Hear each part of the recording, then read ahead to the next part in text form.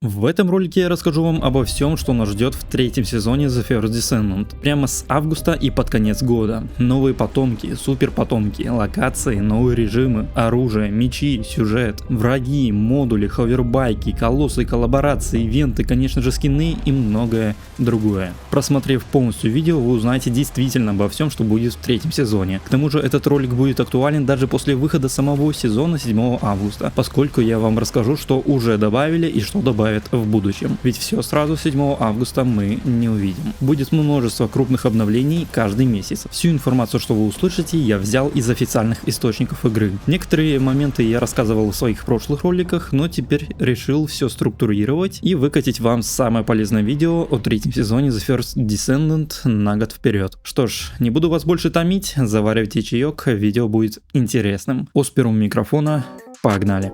Я решил разделить ролик на части по датам обновлений, так будет намного проще вам вникнуть в суть всех нововведений. Можете смело открывать описание и переходить к нужной дате. Что ж, само начало третьего сезона под названием «Прорыв» выходит 7 августа, к нему и перейдем. Техработы в игре будут проходить с 10 до 15 часов по московскому времени. Давайте сразу покажу вам дорожную карту. Это даже не все, о чем я расскажу, так что не перематывайте. И конечно, это всего лишь самое первое обновление. Дальше больше. Равнины Аксиона. Новая локация, в которой будут развиваться события третьего сезона. Изначально Аксион должен был стать вторым главным городом человечества, но в итоге был заброшен из-за нестабильной энергии и пустотных бурь. Чтобы попасть в новую локацию, необходимо завершить обе миссии в секторе Сигма и достичь 18 ранга мастерства. Аксион, конечно, будет самой сложной локацией. Чтобы комфортно себя в ней чувствовать, нужно полностью вкачать вашего потомка. В ней будет динамическая смена погоды и времени суток. Здесь же появятся ежедневные миссии, гоночные миссии, о которых я расскажу позже, и другой тип миссий, так называемое поле битвы, Battlefield. Один из ключевых моментов для фарма новых предметов. Да и в целом на равнинах Аксиона можно будет фармить все ресурсы. Опыт, арху, ядра, мутагены, новые триггерные модули и даже чертежи для потомков и оружий. Однако шанс выпадения конкретного чертежа будет ниже, чем на обычных старых миссиях, чтобы к ним оставался интерес. Такая система особенно хороша для игроков, которые либо уже достигли до 29 ранга мастерства, либо только начали и хотят постепенно фармить недостающие ресурсы, не покидая новую локацию. Также в Аксионе мы будем искать специальные контейнеры с ценным лутом, которые появляются в разных частях карты. Прямо сейчас, пока обновление еще не вышло, разработчики каждый день начали выкладывать ролики, на которых показывают, что нас ждет в третьем сезоне. Оперативно я их загружаю в свой новостной телеграм-канал по The First Descendant, так что залетайте. Там нет ничего лишнего, только полезный контент по игре. А еще в Аксионе появятся новые валгусы, легион пробоя. С ними новые боссы. Вот один летает на реактивном ранце, а другой большой с когтями. И новый тип врагов с уникальными атаками. Мутанты. Пока только двое. Стальной душитель и скоробей пучины. На локации будут разбросаны подобные сооружения. Кластерные мешки в виде таких огромных глаз, которые как раз и будут управлять новыми валгусами. Легионом пробоя. Появляться валгусы будут из роевых туннелей. Ключевое отличие нового легиона от прошлых — появление сопротивления к определенным стихиям. Например, убиваем валгусов ядом Фрейны, и из роевого туннеля выбегают новые зеленые валгусы, которые будут получать меньше урона от яда. То же самое с другими стихиями. Также по воздуху будут летать штурмовые корабли, из которых прыгают солдаты пробоя. Можно уничтожить сам корабль еще до высадки. Выпадут абсолютно все награды с каждого врага, не переживайте. Однако обычными навыками и оружием разрушить корабли будет достаточно сложно. Нужно использовать либо определенные мощные навыки, либо определенное оружие. Такое раскинуто по всей локации. Нужно разбить стекло и взять его в руки. Оно, так скажем, одноразовое, но зато добавят новые пушки. Например, ракетницу с самонаводящимися снарядами. Уничтожитель. Благодаря уничтожителю можно даже увидеть, какие именно сооружения будет трудно разрушить обычными атаками. Это кластерные мешки, роевые туннели и как раз штурмовые корабли. К тому же данное оружие понадобится нам для быстрого убийства мутантов, поскольку во время сражения они будут использовать защитные оболочки, которые надо будет пробить, чтобы нанести хороший урон. Раз заговорили о пушках, давайте продемонстрирую вам второе новое оружие. Стиратель. У него тоже своя уникальная возможность. Чем больше раз попадете во врага, тем больше зарядов появится у оружия. При максимальном количестве зарядов на врага наложится эффект разложения, благодаря которому можно не париться насчет сопротивления легиона пробоя. Но мне кажется, разрушитель будет поинтереснее благодаря уникальным возможностям. Скорее всего, его добавят в боевой пропуск. Дальше ховербайки. Новая локация огромная, значит надо как-то быстро перемещаться. Всем игрокам в третьем сезоне сразу выдадут обычный тип ховербайка, но также в Аксионе можно будет нафармить ускоренный и сбалансированный. На них можно ускоряться и прыгать. Также их характеристики нужно будет улучшать. Для этого нужны будут специальные материалы, которые фармятся в Аксионе. А еще добавили даже гоночные миссии для ховербайков на время. Чем быстрее доедете, тем больше наград получите. К тому же можно будет оставлять ледяной след от навыков Есы прямо на байке или огненный след Блэра. Конечно, их можно красить и менять скины. Кстати, лобби, когда вы заходите в игру, изменят и добавят туда ховербайк. В общем, ховербайки классная тема, но в демке они выглядят пока все еще игрушечными. Уверен, с каждым последующим обновлением разрабы будут это исправлять. Еще добавят красивую локацию, лабораторию Ингриса прямо в инвентарь. Прекрасно. Наконец поговорим о новом режиме рейд, главной фишки Аксиона. Это сражение впервые с 8 игроками против огромного колосса Стена Лома. Опять же, как я уже говорил в прошлых роликах, специальная огромная постройка стоит в Аксионе не просто так. Как раз таки человеческие технологии позволили сфокусировать брешь эрозии бездны в центре этой постройки, чтобы новые огромные колоссы не гуляли где попало по Аксиону. Чтобы присоединиться к рейду и начать валить этого мега-колосса Стена Лома, нужно будет подойти ко входу специальной постройки в определенное время с другими игроками. Даже если не наберется 8 человек, рейд начнется. Но, конечно, разрушитель будет чуть слабее при малом количестве игроков. Однако его лучше фармить все равно с другими игроками, поскольку его хп не изменится, даже если вы будете одни. Этот колосс в 2 раза выше любого другого, из-за объема он кажется еще больше. Его атаки мощные, но медленные, поэтому нам придется уклоняться от атак и вливать в него как можно больше урона. Насчет наград с рейда. Эта миссия будет самой важной для фарма в третьем сезоне. И поскольку с этим боссом можно сражаться только в определенное время, а не когда вы захотели, награды будут соответствующие достойными. Кроме того, каждую неделю на всем сервере будет цель с определенным количеством убийств разрушителя. Если мы, игроки, справимся с этой целью, нам дадут полезные награды, такие как сокращение времени исследования Анаис и буст опыта настройки архи. Насчет самого боя. Он рассчитан на совместное вливание урона в колосса, так что не удивлюсь, если мы будем видеть на таких рейдах постоянно 8 сирен. А фармить Стенолома, кстати, я буду прямо на стримах. Они проходят каждый день, так что залетайте на Twitch. На ютубе больше стримить не буду, поскольку это негативно влияет на ролики. К тому же на Твиче даются различные приятные награды. Сейчас идет Twitch Drops. Например, можно получить краски для ховербайка, так что обязательно залетайте, ссылка в описании. Итак, дальше битва в пучине бездны. Ледяная дева сдаст свой пост улучшенной версии висельника, последнему колоссу на обычной сложности. Я считаю, это будет наконец-то один из самых интересных колоссов в пучине. Само собой, изменят его облик, сделают более жестким, добавят новые атаки, и еще больше атак будет в режиме испытания. Для игроков, которые хотят попотеть и испытать себя, как и в случае с ледяной девой. Вы скажете мне, да зачем его фармить? Я отвечу, ради скинов. Эти скины, как всегда, будут бесплатные, я, как всегда, найду, вкачаю самый лучший билд для этого колосса и сделаю по нему ролик, чтобы максимально быстро вы получили все награды. Так что обязательно подписывайтесь, чтобы не пропустить. К тому же, вот о чем бы я ни говорил, о новых колоссах, валгусах, потомках и, конечно, скинах, с каждым обновлением все становится только лучше и красивее. Эти скины не исключение. Думаю, не я один так считаю. Теперь поговорим о триггерных модулях. После прокачки архи и прокачки потомка до 40 уровня 10 раз, у нас появится возможность ставить и снимать любые триггер модули. Это позволит экспериментировать с билдами и гибко настраивать стиль игры. Чтобы открыть ячейку для нового модуля, также нужен будет определенный предмет. Каждый навык всех потомков теперь получил один или несколько тегов, которые описывают его тип. Например, взрывной, наземный урон, длительный урон, снаряд с наведением и так далее. Эти типы помогают активировать соответствующие триггер модули. Например, навык Фрейны, который бросает токсичный снаряд, оставляет лужу. У него есть теги: взрывной, наземный урон, длительный урон. Или парящая молния Инес. У нее только один тег — снаряд с наведением. У каждого триггер модуля написано, что именно его активирует. Например, Таран срабатывает при использовании умений с типом столкновения. Такие навыки есть у Аякса, Кайла, Сирены, Киллана, Эсьема, Валби и Иннес. Также есть и универсальные триггер модули, которые активируются, например, при перезарядке, при попадании не в слабое место или при активации любых навыков. Все триггер модули фармятся появляется в Аксионе. У каждого есть случайный диапазон характеристик, можно будет выбивать с лучшими значениями. Ненужные можно разбирать, а начиная с ноября обменивать через специальную систему торговли 1 на 1. Но об этом позже. Сначала добавят 9 новых модулей, потом каждый месяц будут выходить еще.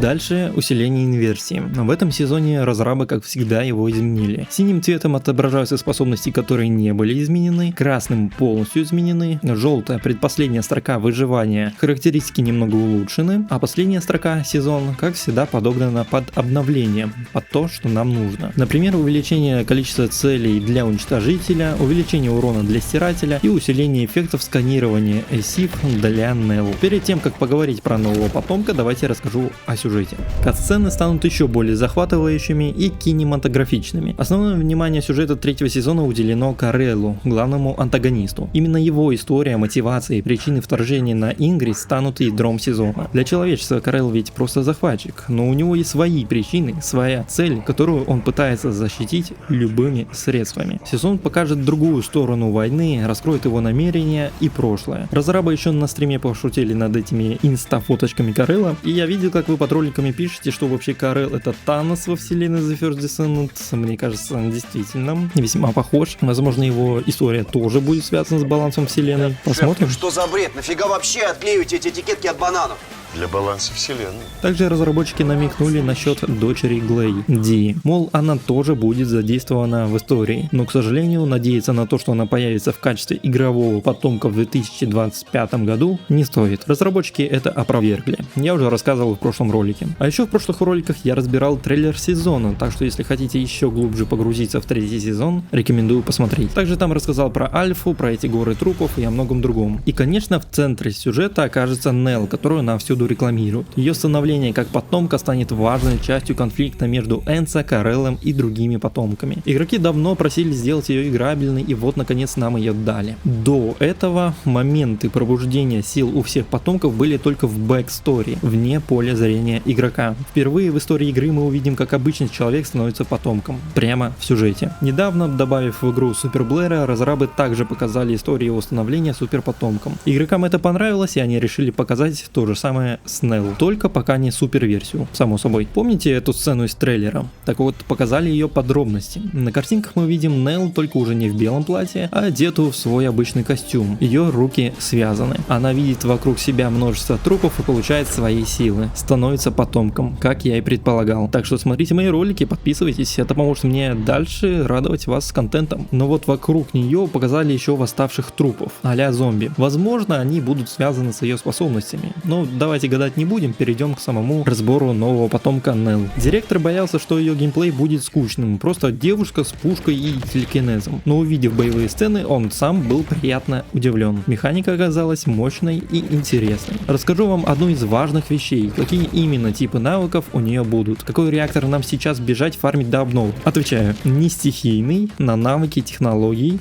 и слияния. Кому в игре заняться нечем, рекомендую сейчас их фармить. Пробежимся по каждому ее навыку. Пассивка под названием подозрение и проницательность. Каждый раз, когда Nell использует ESIF, она накладывает на врагов метку. Эти метки усиливают ее навыки. Чем больше врагов помечено, тем выше урон. Также она, являясь любовницей Энсо, может, как и он, с легкостью открывать кодовые хранилища и увеличивать с них награды. По статистикам абсолютно все одинаково. И я проверил. Первый навык. Проекция пробоя. Стреляет проникающим снарядом по прямой. Если цель под меткой ESIF, она получает дополнительный урон. Если попадает сразу по нескольким помеченным врагам, урон становится еще выше. Второй навык — кольцо пробоя. Создает перед собой разлом, который ослабляет врагов. Чем дольше он активен, тем сильнее дебаф, который проявляется в нанесении урона по противнику и его замедлению. При повторном нажатии на скилл разлом взрывается, нанося урон. Третий навык — переворот гравитации. Можно использовать только с предыдущим навыком. Враги притягиваются к центру созданного разлома и получают взрывной урон. Четвертый навык — ульта. Он называется взгляд пучины. Во время его действия Nell накладывает баф на союзников, и все атаки становятся критическими по уязвимым местам. Это основа ее урона. Причем, если вы в это время атакуете врагов с меткой ESIF, то длительность ульты продлевается. Теперь пару слов о ее красных модулях. Первый — восстановленное сердце. Модуль превращает дебаф от второго навыка, который создает разлом, в баф для союзников, усиливает щиты и сокращает перезарядку умений союзников. Также увеличивает множитель урона по уязвимым местам. Идеален для поддержки поддержки команд с огнестрельным уроном. Второй — разбитое сердце. Модуль меняет механику первого и четвертого навыков. Первый при попадании по врагу с меткой ESIF снижает откат ульты, а четвертый навык, сама же ульта, превращается в дробь из множества снарядов. По сути, с этим модулем можно просто закидывать врагов первым скиллом, а потом, когда они собрались в кучу, разрывать их ультой. Также давайте сразу расскажу о костюмах Нелл. У нас само собой будет основной, вот такой черный, плащ, водолазка, которая подчеркивает красоту важнейших элементов потомка, и, конечно, обтягивающие технологичные леггинсы. Второй костюм такой, какой был у нее до появления способностей. Разрабы намекнули, что она, возможно, будет доступна в новом боевом пропуске. И третий — тактическая полевая офицерская форма. Итак, первая коллаборация с игрой Nier Automata. У нас будет два костюма, To Be и A2, а также их версия без юбок и других частей одежды. Кто не играл в Nier Automata, объясняю. После поражения костюма героинь подобным образом преобразовывались, поэтому разрабы решили добавить и их. Мне кажется, большинство игроков только с такими бегать и будут. Скорее всего, даже включая меня. А еще, опять же, я стримить буду каждый день на Твиче, так что залетайте. Хочу еще отметить, что будет головной убор To Be без маски, что приятно. Итак, благодаря этой коллаборации нам добавят еще две эмоции. Это у нас под 0.42 из игры и воинское приветствие. Своеобразное. Тоже из игры, конечно. Итак, понятно. Зачем я вообще это говорю? Ладно. Еще два аксессуара для спины в виде мечей. Надеюсь, когда в самой игре выйдут мечи, которые можно использовать как оружие, для них также сделают скины из нирки. А когда выйдут эти мечи, расскажу позже. Мы ведь до сих пор еще обсуждаем нововведение 7 августа. Дальше поговорим об улучшениях игры. Например, улучшение в назначении типов сокетов для модулей. Огромный реальный плюс для потомков, которых вы качаете. Дело вот в чем. Когда вы вставляете катализатор кристаллизации в нужную вам ячейку, уровень потомка сбрасывается до первого вместе со всеми характеристиками потомка, например, такими как здоровье и щит. Сейчас также уровень будет сбрасываться до первого, но зато характеристики останутся на том же 40-м уровне. Это действительно упростит геймплей для потомков в процессе прокачки. Дальше довольно необычная и в целом трудная для понимания система быстрого повышения уровня для новых потомков. Она двухступенчатая. На первой ступени автоматически пройдутся все сюжетные квесты на обычной сложности. Игрок получит потомка 40-го уровня, снаряжение с улучшенными характеристиками, и сразу запустится квест в секторе Сигма. Достаточно лишь будет нажать новичку одну кнопку и готово. Конечно, новый игрок не будет иметь никакого понятия, что делать уже на высоком уровне сложности, поэтому и существует вторая ступень. Она дает новые эксклюзивные задания и информацию о том, как вообще работает игра. Это поможет новичкам прокачать потомков и оружие, и абсолютно бесплатно даст супербани. Зачем это сделано? Для завлечения новых игроков. У The First Descent есть серьезная проблема с тем, что новички не могут начать нормально играть из-за затянутости сюжета, а также из-за количества часов, которые нужно прождать для крафта, чтобы получить потомка или полностью вкачанное оружие. Разрабы хотят, чтобы новые игроки с выходом третьего сезона начали играть именно в контент этого третьего сезона, не тратя десятки часов на прокачку. Это новый способ новичкам догнать остальных. Разработчики считают, что это как раз завлечет новых игроков, поскольку они, получив одного прокачанного потомка, захотят вкачать и других. Но стоит отметить, что эта система добавляется как эксперимент. Возможно, в следующих обновлениях это уже отменят. Как я и говорил, в целом эта система сложна в понимании на словах, поэтому посмотрим на деле. Если это действительно будет завлекать новых игроков, я только за. Можем обсудить это в комментариях. Дальше, как всегда, баланс потомков, а именно улучшения. Они будут выходить каждый месяц. Это будут не только числовые бафы, но и кардинальные изменения самих навыков. 7 августа будет посвящено Джейберу, а потом забафят еще Банни, Валби, Блэра, Глей, Хелли, Шарен и Энса. Как итог, урон навыками всех потомков должен стать в среднем как у Инес, а урон оружия как у Сирены. Еще разрабы облегчат фарм, будут давать больше наград, оптимизируют маршруты для фарма и сделают, так сказать, дополнительные пути. Вашу именную карточку смогут видеть другие игроки. Усиление инверсии наконец будет сохраняться в предустановках на каждом потомке, а то у нас во втором сезоне были только 3 ячейки для инверсии на всех потомков, что значительно усложняло быстрый переход от одного потомка к другому. Да даже эти 3 ячейки добавили совсем недавно. Раньше была только одна. Давно надо было этим заняться.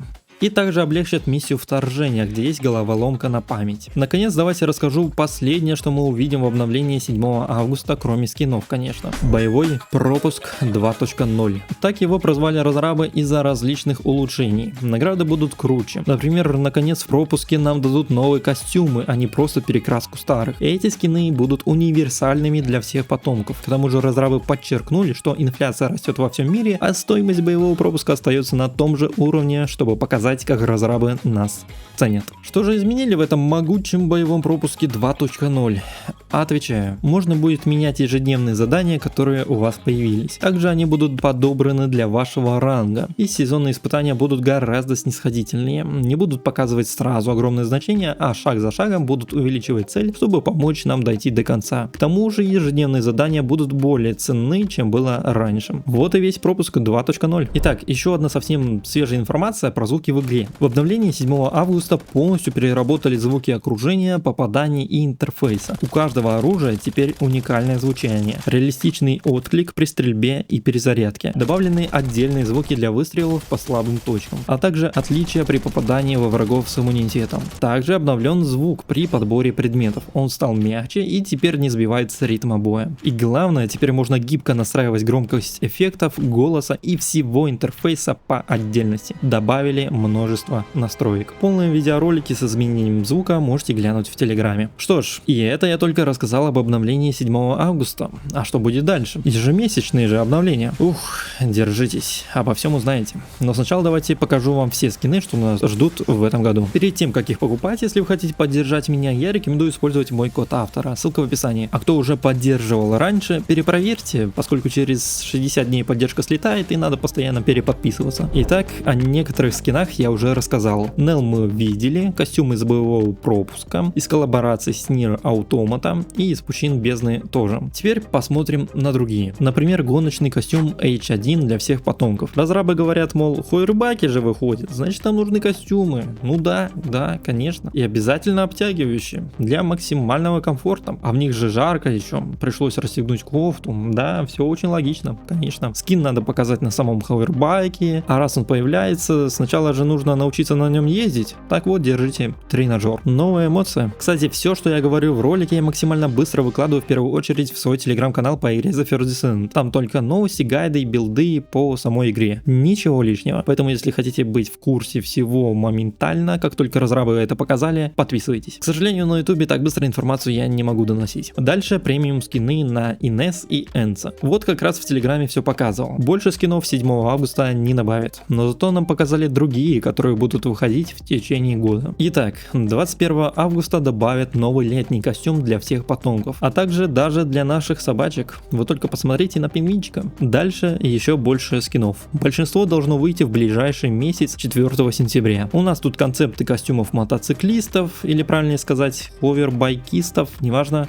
Дальше костюм из лаунжа, о котором я рассказывал в прошлом ролике. Кстати, о самом лаунже я вам дальше еще расскажу. Еще премиум скин для Супер Луны и костюмы медсестер для Хелли, Луны и Шарон. Уверен, костюмы медсестер сделают также для всех оставшихся потомков. Еще есть даже скин Суккуба, скин Франкенштейна, который планируют добавить на Хэллоуин, костюм черлидерши, которая, судя по всему, будет поддерживать игру американского футболиста, который идет следующим. Дальше костюм Ангела. Следующий какой-то человый, возможно еще один для лаунжа, поскольку в декабре будет его обновление. Костюмы на Новый год, конечно, и медведь, белый медведь.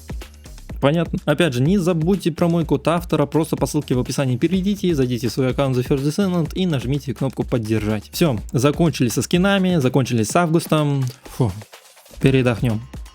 Двигаемся дальше. Обновление 4 сентября принесет нам лаунж, о котором я твержу уже несколько роликов подряд. Что ж, давайте пробежимся по основному. Лаунж — это локация, в которой мы сможем расставлять своих потомков как захотим и одевать во что захотим. Это будет чисто небольшое уютное помещение каждого игрока со спальней и душем. В любое время туда можно будет заходить. Впервые в игре мы будем видеть все от первого лица. И наши потомки даже будут смотреть на нас, махать ручкой и даже что-то говорить. ходить. А самое главное, вы только посмотрите, девушки ходят босиком. Это какие-то чудеса на самом деле, поскольку всегда обувь женских потомков это либо каблуки, либо высокая подошва. Конечно, мы все понимаем, что так сделаны модельки персонажей, и чтобы можно было сделать разный рост потомков, это надо ой как заморочиться разрабом. Поменять каждую анимацию, что-то придумать с тем же ховербайком, в общем, сложно. И к тому же это была бы дополнительная нагрузка на ваше устройство. Да, даже такая незначительная вещь, как рост. Что поделать, такой движок у игры. Зато благодаря нему мы видим крайне неплохие костюмы на потомках и достаточно красивые локации. В любом случае разрабы проделали огромную работу, чтобы анимировать пальцы, и теперь потомки будут ходить по лаунжу босиком. Прекрасно. Что еще у нас будет в лаунже? Коллекционные предметы, конечно. Игра же построена на коллекционировании.